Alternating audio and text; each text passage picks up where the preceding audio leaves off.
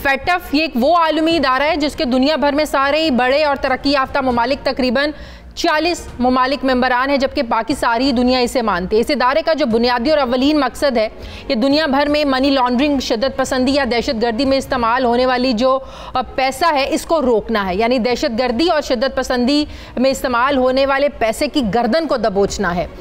FATF ने 40 सिफारिशात का एक एक्शन प्लान बना रखा है जिसके तराजू में रखकर ये किसी भी मुल्क को तोलता है और उस पर अमल करने वाले ममालिक को जो वाइट लिस्ट में हैं, जबकि अमल ना करने वाले कुछ ममालिक ग्रे या फिर ब्लैक लिस्ट में डाल दिए जाते हैं।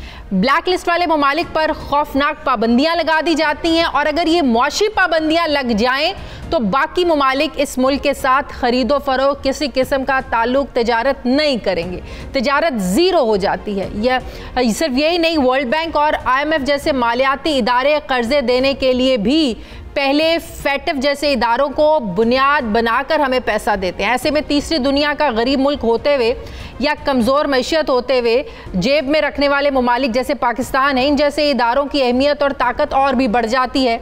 लिहाजा FATF जैसे इदारे को हल्का लेना अपने पाँव पर कुल्हाड़ी मारने के बराबर है। इसी वजह से मौजूदा हुकूमत हत्ता कि पिछली हुकूमत और नेशनल सिक्योरिटी के इदारे पाकिस्तान को FATF की तमाम शराइत मानकर हर सूरत और किसी भी कीमत पर ग्रे लिस्ट से निकालना चाहते हैं। वैसे तो पाकिस्तान 2013 से 2016 तक मुस्लिम लीग नून की हुकूमत में भी FATF की ग्रे लिस्ट में रहा है, लेकिन मैं बात शुरू करती हूँ मौजूदा हुकूमत से। जब पाकिस्तान को 2018 में अमेरिका और बरतानिया के कहने पर ग्रे लिस्ट में डाला गया तो पाकिस्तान के माली निज़ाम और कवानीन को FATF की 40 में से 13 सिफारिशात के ऐन मुताबिक ही पाया गया, जबकि बाकी 27 सिफारिशात पर अमल दरामद करने के लिए 1 साल का वक्त दिया गया था। ताहम फरवरी तक पाकिस्तान सिर्फ तकरीबन 20 सिफारिशात पर ही अमल कर सका, लिहाजा बाकी 13 सिफारिशात पर भी अमल दरामद करवाया गया, इसलिए ग्रे लिस्ट में रखा गया। फिर 2-3 इजलास हुए और अब आखिरी बार पिछले महीने 26 सिफारिशात पर काम मुकम्मल हो गया और सिर्फ एक शिक यानी मुश्तबा अफराद की तफ्तीश, प्रोसिक्यूशन और सजाएं दिलवाने का काम जारी है। और ये सब मानने के बावजूद FATF ने पाकिस्तान को ग्रे लिस्ट से नहीं निकालना।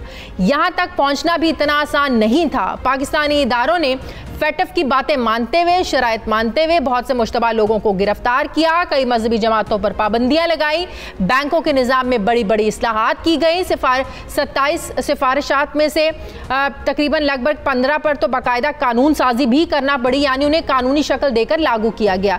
जमातुद दावा के हाफिज सईद और ज़कीउर रहमान लखवी को कई सालों की कैद की सजाएं भी सुनाई गई। लेकिन हुआ क्या, पाकिस्तान इतना लंबा चक्कर काटकर भी वहीं का वहीं यानी ग्रे लिस्ट में ही रखा गया। ग्रे लिस्ट में रखने पर ही पाकिस्तान नहीं दुनिया के मुहज़्ज़िब मुल्क भी हैरान और परेशान है, जिस पर हमारे वज़ीर ख़ारजा शाह महमूद कुरैशी ने तो यहाँ तक कह दिया कि इसके बाद भी FATF का ये जो फैसला है ये टेक्निकल नहीं बल्कि सियासी है।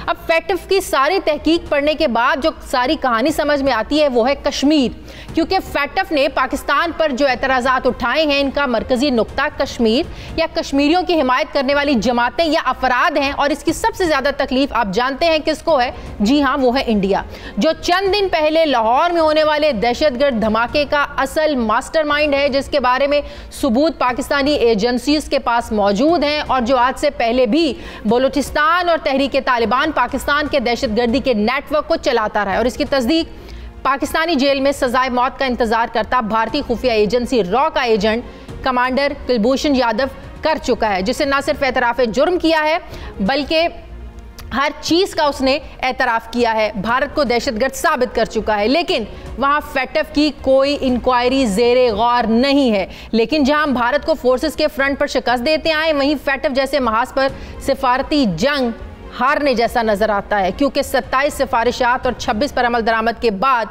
ऐसे फैसले की वजह क्या सिर्फ प्रोपेगेंडा और मनफी सियासत ही रह जाती है? इस पर हमारी सिफारतकारी पर क्या सवालात उठते हैं, इस पर मैं बात करूंगी। मुझे ज्वाइन कर रहे हैं दिफाई तज्जियाकार जनरल रिटायर्ड एजाज अवान साहब।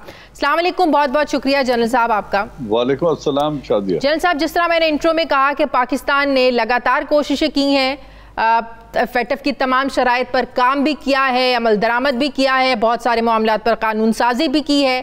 क्या आप सिर्फ सिफारतकारी का मसला रह जाता है? क्योंकि शाह महमूद कुरैशी साहब भी कह रहे हैं कि ये अब ये एक सियासी मसला बन गया है, क्योंकि हमने बहुत सारे पॉइंट्स को मीटअप भी किया है, अमल दरामद भी किया है, तो यह कहीं ना कहीं हमारी कमज़ोर सिफारतकारी भी है सर?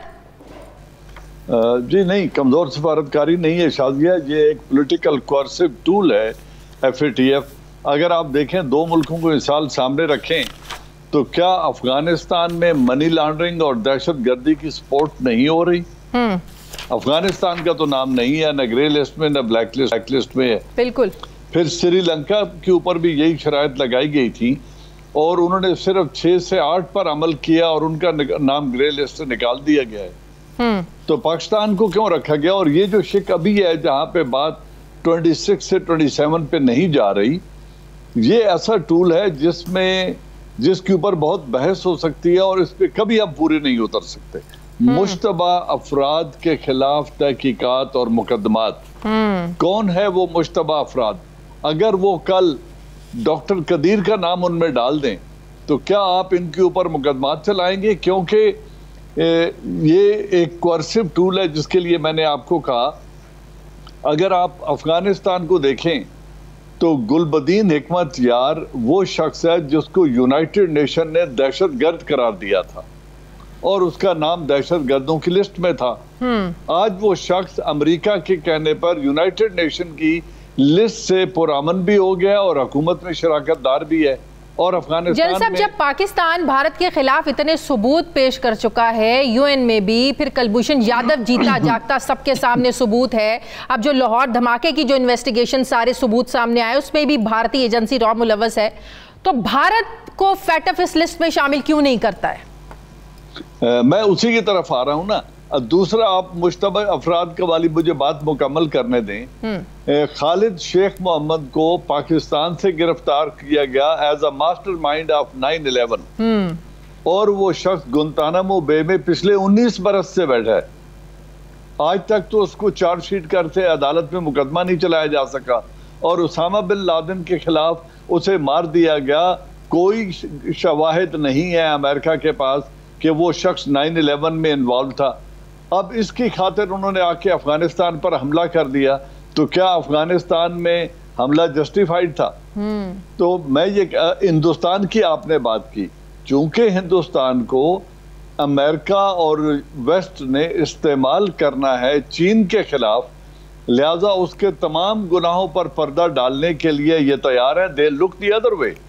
उसकी 85,000 अफराद की शहादतें, औरतों के रेप, पैलेट गन्स का इस्तेमाल और यूनाइटेड नेशन रेजोल्यूशन की वायलेशन, उनको यकसर नजरअंदाज करके वो मामला जिसमें यूनाइटेड नेशन कहता है कि यहाँ प्लेबिसेट होगा, नरेंद्र मोदी और उसकी कौम कह रही है कि न सिर्फ ये कि इस पे प्लेबिसेट नहीं होगा, ये हल तलब मामला ही नहीं है।